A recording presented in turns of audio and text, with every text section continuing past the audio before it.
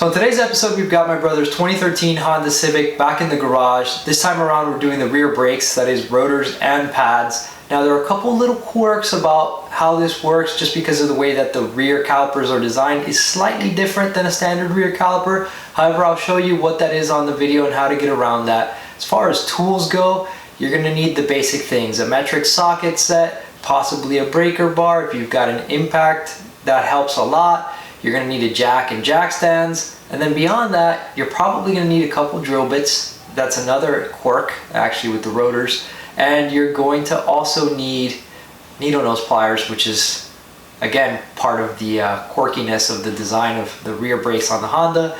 But beyond that, you don't really need much.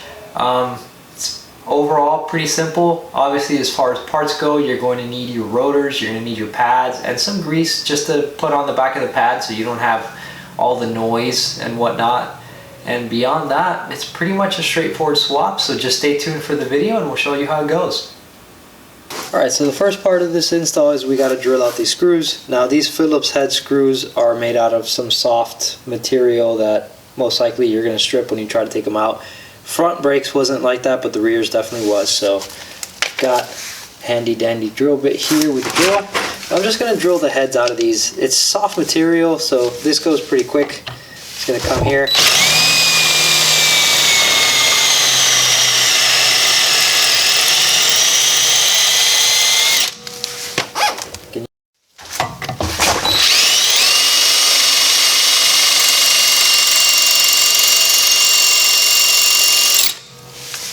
Alright, that one's pretty much dead.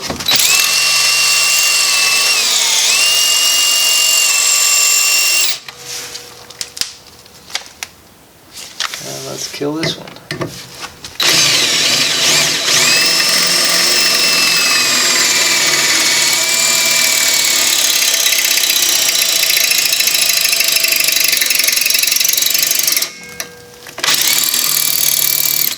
This battery's pretty much dead.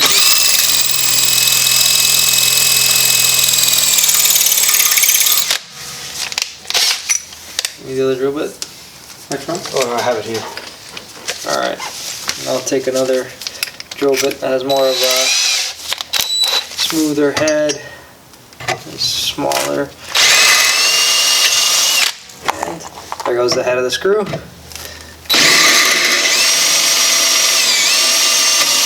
There goes the head of the other screw. Now the rotor's free to move out. Okay. Alright, now I'm going to go ahead and loosen the two bolts that hold the caliper to the caliper bracket.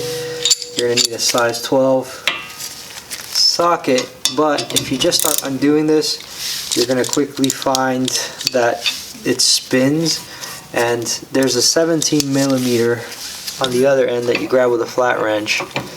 Alright, so got that here. Get the socket wrench.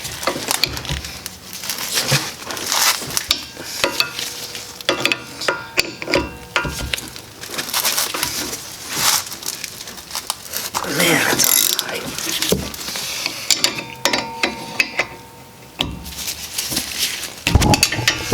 Oh.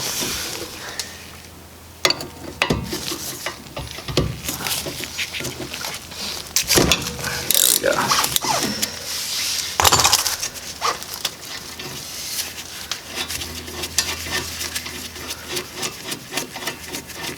So I'll undo that, and I'll undo the other one on the bottom, and you're going to find that this is pretty much going to stay in place. It's not going to go anywhere. And that's because the way the brake line is binding it so it doesn't move. So there's a bolt on the other side that you have to undo in order to loosen the brake line and be able to move this. But let's get the other one on the bottom first, and then we'll worry about that.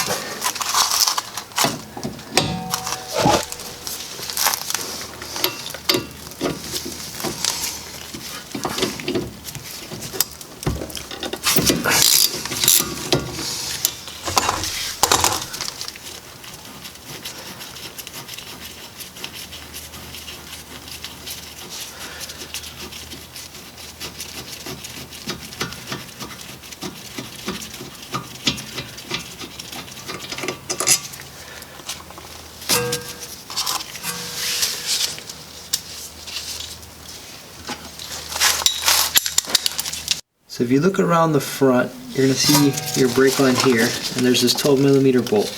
You want to undo that 12mm bolt and then shift this down, and that's going to allow you to have enough play to move your caliper around.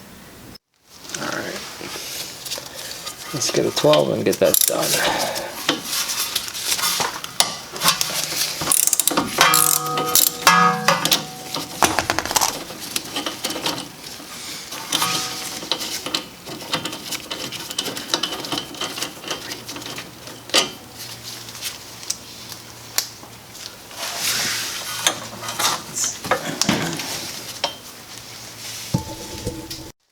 Now that the caliper is loose at the line, I can slide it off, right? And I can take a copper wire and just slide it through this eyelet here and use that to support the caliper against the spring. So I'll do this, and I'll do this. And that way my caliper isn't just hanging, it's being supported here. Now I can remove my old brake pads. Should be pretty crummy condition. See the mark, see how the alignment goes? Let me see that. Now there is something that you guys are going to have to keep in mind. On a normal brake caliper, you compress the piston. On these Honda ones, you don't. You actually turn the piston using these grooves that are cut into it, these cross grooves. You need to turn it clockwise and it's going to put the piston inward, right? Now, there's something you got to keep in mind. You can't just leave it however. It has to align to the brake pad in a certain way. So, when you're putting the pad back on, the piston has to be aligned such that it will slide, the groove will slide over this little pin that sticks out of the pad. And you can see the mark where my piston was touching the old shim on the old pad. It has to align exactly like that, so keep in mind that when you're going to put this back on, it has to be at that angle so that it can slide on.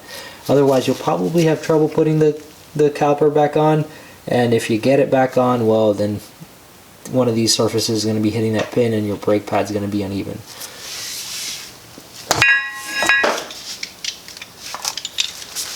Alright, so now I'll take a 14mm socket and I'll undo the caliper bracket.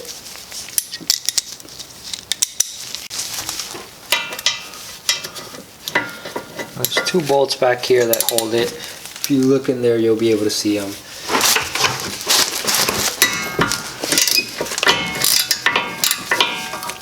One of them is loose.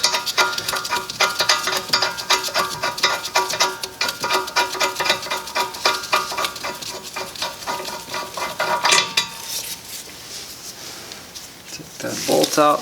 The other one's along here on the bottom. The caliper will kind of ever so slightly be in the way, especially because the bracket for the brake line, for the lever for the parking brake or hand brake. So this part is kind of annoying, but you'll get the wrench seated down eventually.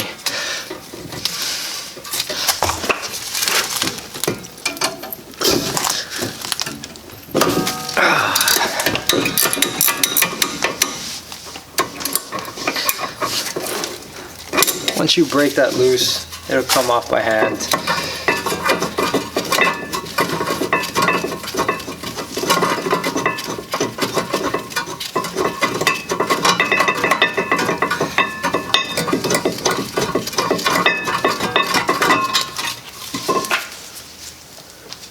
Alright, this will slide right out.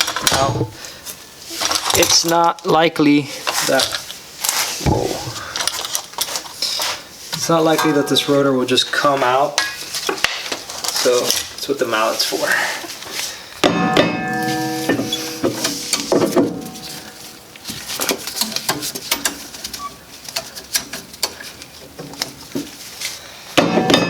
You kind of just turn, hit it.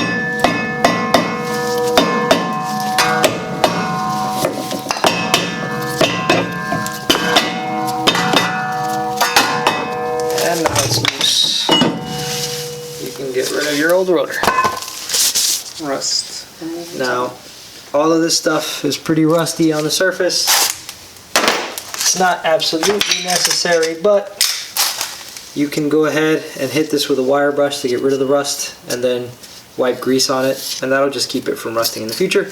So what I'm going to do is I'm going to put a wire brush on a drill.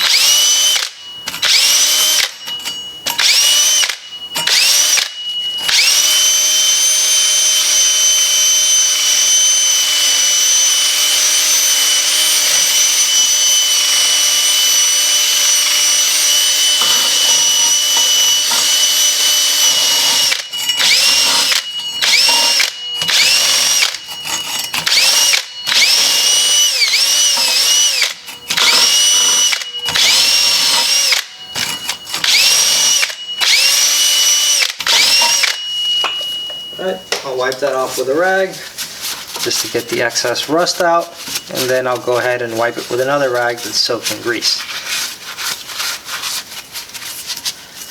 It's not grease.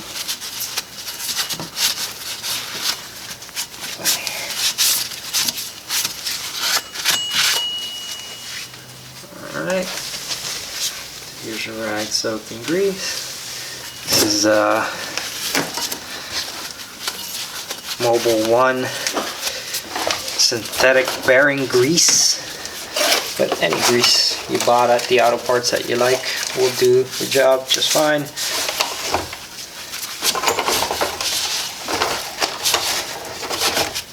Basically just want to get grease on all that hub mating surface just to protect it and keep it from rusting out as much in the future. And technically you will only have to do this once, right? First time you change your rotors, you grease this up. That grease should last, but who knows, might have to redo it depending on the conditions where you live, or if you have salted roads and such. It's always a good thing to do just so stuff survives longer, to grease it up.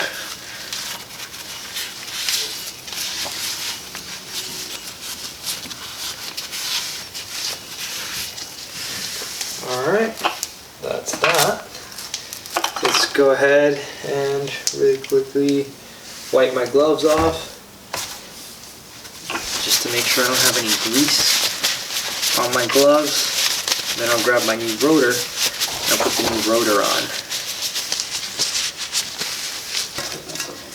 Alright, so here's the rotor, brand new rotor. Now, before you ever install a rotor, you want to make sure that you've gone and cleaned it off with brake clean on both sides, which I've already done. Did it outside so I wouldn't have the smell in my garage.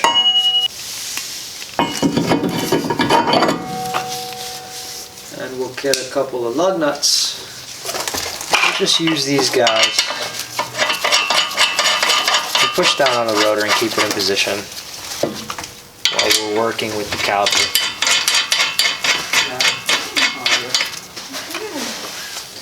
So now I'm going to go ahead and just slide this bracket on.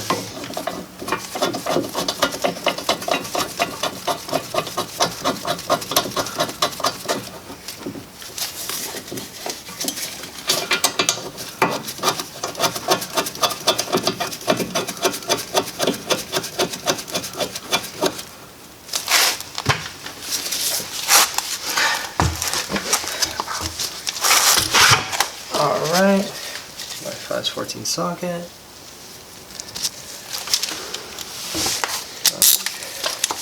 With those bolts in there, I'll kind of tighten them down hand tight first, and then I'll take a torque wrench and torque them down 55 foot-pounds. Okay, so that's locked.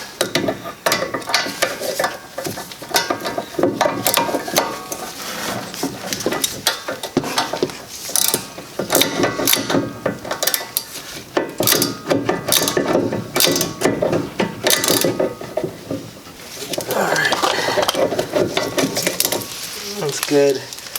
Now grab a torque wrench. The torque wrench is already set to 55 foot-pounds. Get in here. The entire time, the caliper will be in your way.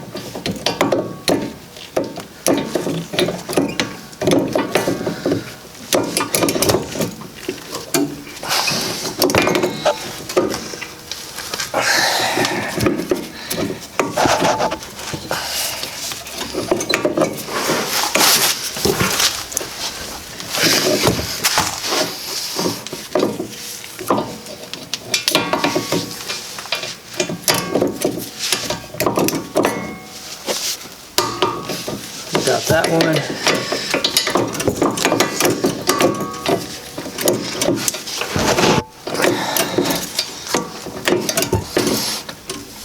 Got that one. All right. That here almost up. Now, as I mentioned earlier, now we've got to turn this thing so that it gets in far enough that we can get it in over the pads instead of compressing the piston as normal. So I'll show you this. I'm going to take this needle nose and kind of put it into the grooves of the thing, right? See the cross? I just kind of put the needle nose there. You'll need a tough needle nose, not like a very thin one. Alright, you can put that back where it was.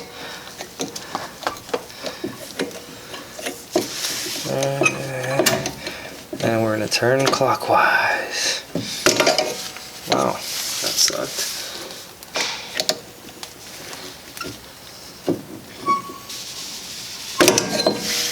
You know what might help is if I had something that I could stick inside the needle nose to keep it from closing.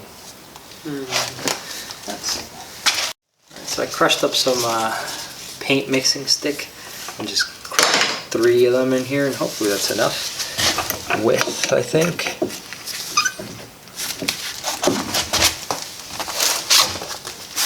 Turning? Yeah.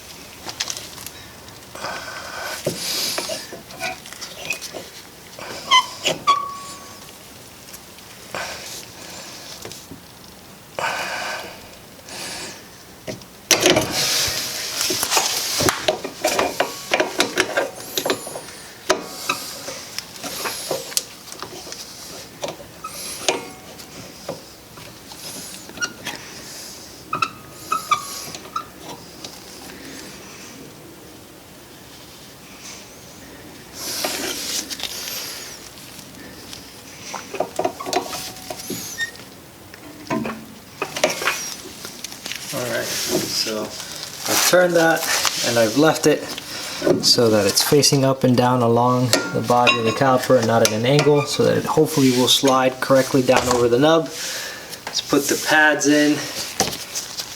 Now as you can see, these pads have the shims on the back and they're already greased. You always want to do that just to keep your noise down.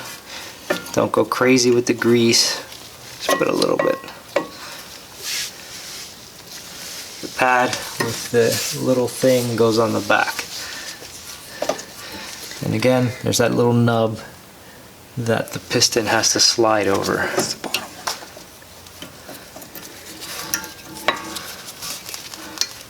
Alright. That's that. So now let's see. we can slide this in. So you'll be watching the little nut back there and making sure that this groove slides right onto it.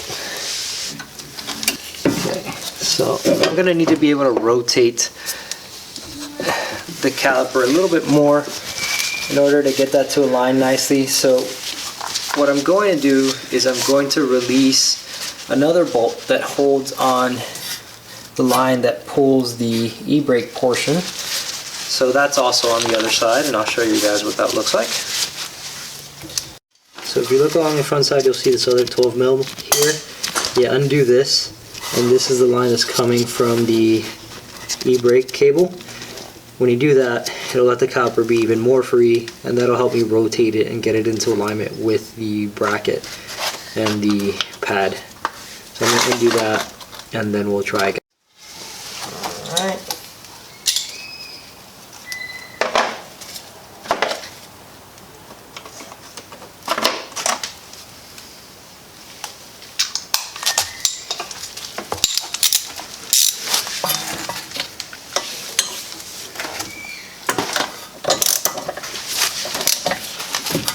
That off.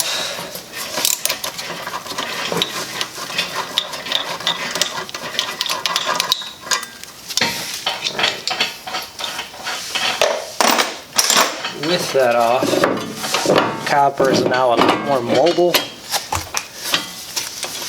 So I'll rotate it, slide it over the nub.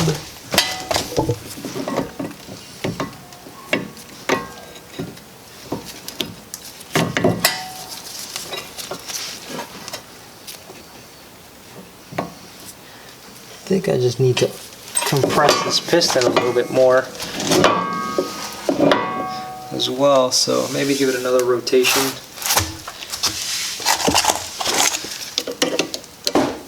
Hold the caliper. Yeah, it needs a little more.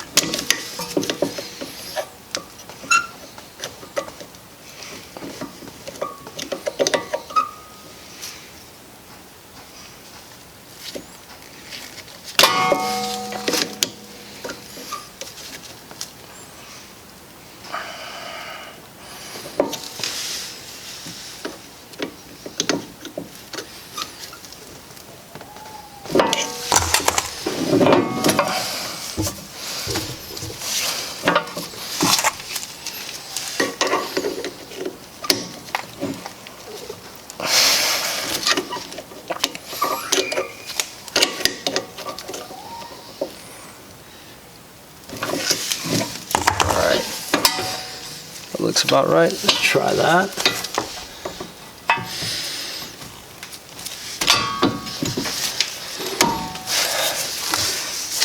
There we go. Compress these little sleeves and slid right over the pad what you wanted to, so we're good there. Now I'm just going to put the bolts in.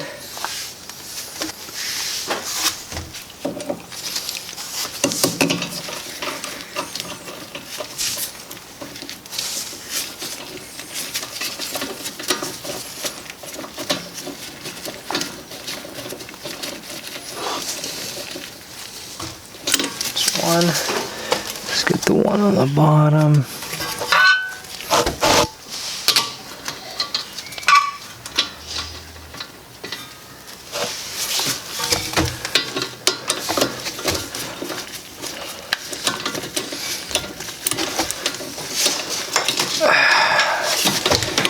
This kind of thing makes me so glad my car has 4 piston calipers. Why? You take out a bolt here, the pads slide out. You compress the pistons and you slide new pads in and put the bolt back in. That's with the Camaro? Yeah. Truck too now that I fixed the truck. With the Brembos. Miata also. So you don't need to dismount the... Oh, the Miata has the Woolwoods now, right? Yep. Have you tested those? Yeah. Remember? Autocross? Well, I haven't autocrossed it. We just drove. Yeah, no, I remember we drove them. Alright.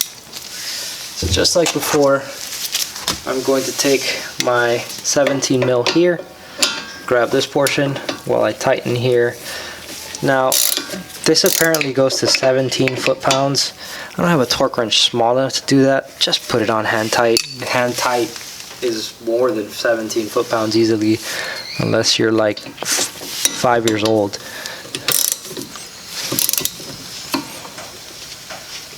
That's plenty.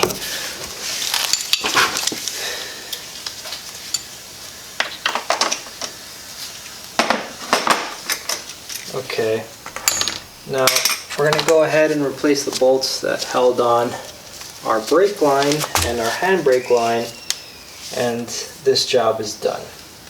So I'm doing the brake line one right now.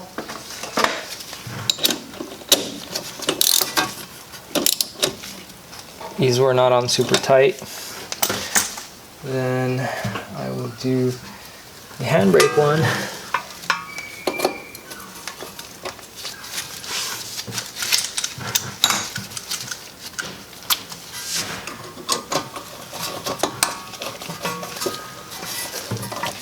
Helps to thread them on with the socket, because if you try to do it with your fingers, the way that little bracket is kind of resists you aligning to the threads. It's annoying. Alright.